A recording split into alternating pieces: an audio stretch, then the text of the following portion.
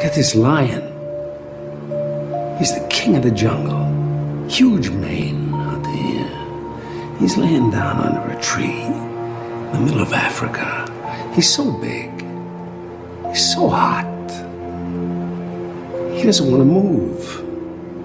Now, the little lion cubs, they start messing with him. Biting his tail, biting his ears. He doesn't do anything. The lioness, she starts messing with him, coming over, making trouble. Still, nothing. Now, the other animals, they notice this, and they start to move in. The jackals, hyenas, they're barking at him, laughing at him.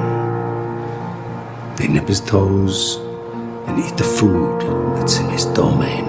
They do this, and they get closer and closer and bolder, till one day, that lion gets up and tears the shit out of everybody, runs like the wind, eats everything in his path. Because every once in a while, the lion has to show the jackals